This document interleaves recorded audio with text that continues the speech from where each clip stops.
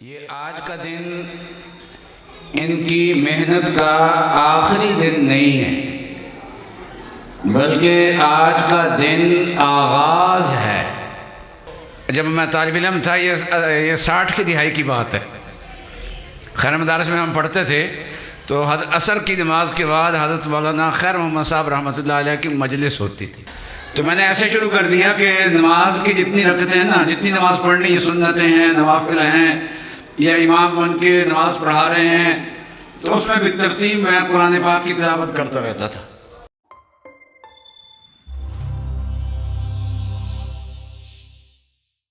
وقت کی نزاکت کے پیش نظر اب میں 5-10 منٹ کے لیے ہمارے مہمان فیصل آباد کی جانی پہچانی شخصیت، ہزاروں علماء کے استاد، شیخ الحدیث و تفسیر حضرت مولانا مفتی محمد طیب صاحب جامعہ امدادیہ والے، ان کی خدمت میں گزارش کروں گا حضرت بیان فرمائیں۔ بس مختصر بیان ہوگا، اس کے بعد دستار بندی ہے، پھر ہمارے پیر طریقت رہبر شریعت مولانا قاری عتیق الرحمان صاحب ہزاروی آپ کے سامنے جلوہ افروز ہیں، حضرت ذکر فرمائیں گے اور دعا ہوگی انشاءاللہ۔ تو آپ حضرات سے گزارش ہے، دعا تک کوئی ساتھی حال سے باہر نہ جائے۔ طلباء کی حوصلہ افزائی کے لیے ہم سب جمع ہوئے ہیں، اللہ پاک آپ سب کا آنا اپنی بارگاہ میں قبول و منظور فرمائے۔ السلام علیکم ورحمۃ اللہ وبرکاتہ۔ نحمدہ ونصلی ونسلم علی رسولہ الکریم وعلی آلہ واصحابہ اجمعین۔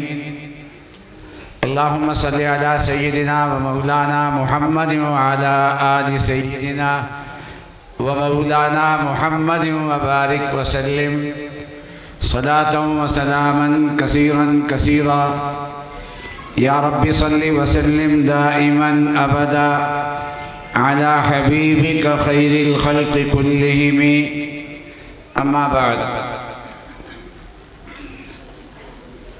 حضرات علماء اکرام، مشائخ اعظام، عزیز طلباء، معزز حاضرین،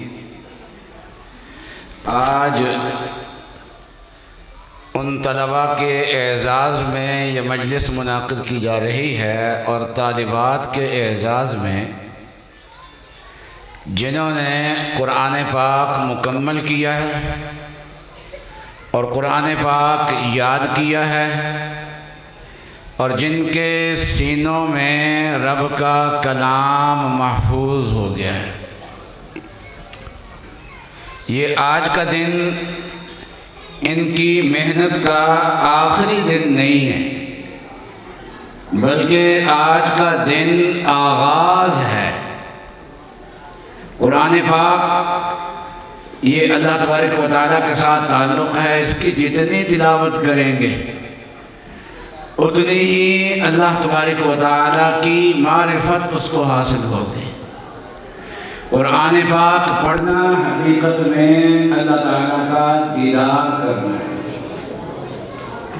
نبی صلی اللہ علیہ وسلم پہ قرآن نازل ہوا، وہاں صلی اللہ علیہ وسلم ساری زندگی اس کی تلاوت کرتے رہے۔ صحابہ اکرام نے حضرت صلی اللہ علیہ وسلم سے قرآن پاک سیکھا، پھر ساری زندگی اس قرآن پاک کی تلاوت کرتے رہے، اور تلاوت بھی اس وقت کیا کرتے تھے، رات کو تہجد کی نماز میں تلاوت کیا کرتے تھے۔ مکی زندگی میں تہجد صحابہ کی کتنی لمبی ہوتی تھی؟ تو قرآن کہتا ہے کہ آدھی رات یا آدھی رات سے بھی زیادہ یا آدھی رات کے قریب یہ اتنی لمبی تہجد پڑھتے تھے، اور اس میں قرآن پاک کی تلاوت کیا کرتے تھے۔ اور ابھی مکی زندگی میں قرآن پاک سارا نازل نہیں ہوا تھا، تو اندازہ یہ ہے کہ جتنا قرآن پاک صحابہ کو آتا ہوگا، سارا قرآن ایک رات میں وہ پڑھ لیتے ہیں۔ مدنی زندگی کے اندر بھی یہی تھا کہ تہجد میں صحابہ اکرام قرآن پاک کی تلاوت کیا کرتے تھے۔ صحابہ کی کیفیت کیا تھی؟ رہبان باللیل و فرسان فی النہار، دن کے وقت وہ سپاہ سالار ہوتے تھے، سپاہ ہوتے تھے، جہاد کرتے ہوتے تھے، رات کے وقت رب کی عبادت کیا کرتے تھے اور نماز میں قرآن پاک کی تلاوت کیا کرتے تھے، اور نبی اکرم صلی اللہ علیہ وسلم ان کی تلاوت کا جائزہ لیا کرتے تھے۔ تو جن کے سینے میں قرآن پاک محفوظ ہو گیا ہے وہ آج کس مقام پہ آ گئے ہیں؟ اگر ان کا جی چاہے تو رسول اللہ صلی اللہ علیہ وسلم کے زمانے میں جیسے صحابہ اکرام نفلوں میں قرآن پاک کی تلاوت کیا کرتے تھے، یہ بچے بھی نفلوں میں انشاءاللہ قرآن پاک کی تلاوت کیا کریں گے۔ آج ان کے والدین بھی موجود ہوں گے، بچیاں جنہوں نے قرآن پاک یاد کیا ہے ان کی والدہ بھی اور ان کے گھر کے افراد بھی موجود ہوں گے۔ تو میں ان بچوں کو بھی یہ بات کہوں گا، ان کے والد سے بھی یہ بات کہوں گا، ان کی والدہ سے بھی یہ بات کہوں گا، ان کے گھر کے افراد سے بھی یہ بات کہوں گا کہ ان کے ذریعے سے اپنے گھر میں تہجد کی اور قرآن پاک کی تلاوت کی بہار لگوائیں۔ صحابہ کرام زیادہ مقدار میں پڑھتے تھے، اتنا نہیں، ایک پارہ نفلوں میں پڑھ لیا کریں، ایک پارہ نہیں تو آدھا پارہ پڑھ لیا کریں۔ وہ جب میں طالب علم تھا، یہ 60 کی دہائی کی بات ہے، خیر مدارس میں ہم پڑھتے تھے، تو عصر کی نماز کے بعد حضرت مولانا خیر محمد صاحب رحمۃ اللہ علیہ کی مجلس ہوتی تھی۔ اس مجلس میں بڑے بڑے علماء آتے تھے، مولانا عطا المنعم شاہ صاحب بخاری بھی آتے تھے، اور اسی مجلس میں مفتی محمود صاحب رحمۃ اللہ علیہ بھی آتے تھے۔ چونکہ عام طور پہ یہ مجلس مغرب تک چلتی تھی، تو مغرب کی نماز یہ آنے والے مہمان بھی خیر المدارس کی مسجد میں پڑھتے تھے، اور حضرت مولانا خیر محمد صاحب رحمۃ اللہ علیہ ان میں سے کسی ایک کو مغرب کی نماز پڑھانے کے لیے آگے کر دیا کرتے تھے۔ مفتی محمود صاحب رحمۃ اللہ علیہ اس وقت جوان تھے، اس دور میں ہم نے ان کے پیچھے نمازیں پڑھی ہیں، اور نماز لمبی ہو جائے نا تو طالب علم کو بڑی مشکل پیش آتی ہے اور جسم پہ خارش شروع ہو جاتی ہے۔ تو ایک مہمان ایسے ہوتے تھے کہ وہ آتے تھے تو نماز ذرا مغرب کی لمبی پڑھاتے تھے، تلاوت زیادہ کرتے ہوتے تھے، اور قرآن کے درمیان سے تلاوت کرتے ہوتے تھے، اور صورتیں نہیں۔ وہ تھے مولانا عطا المنعم شاہ صاحب بخاری۔ اچھا، یہ ان کی لمبی نماز، ہم ڈرتے ہوتے تھے کہ یہ آگے آج نماز لمبی ہوگی، جیسے طالب علم چھوٹے عمروں میں ہوتا ہے وہی حساب ہمارا بھی ہوتا تھا۔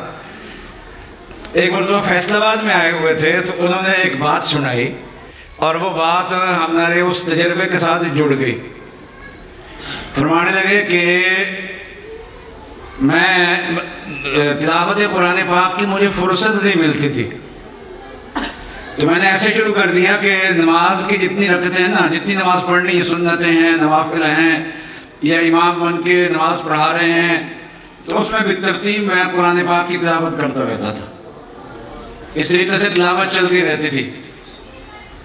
تو فرمانے لگے کہ میرے والد صاحب نے اور کہنے لگے کہ مجلس احرار کا بڑا کام ہوتا تھا، مجلس تحفظ ختم نبوت کا کام ہوتا تھا، اور پھر پمفلٹ چھپوانے، طباعت کا کام کرانا، بھاگ دوڑ سارا دن۔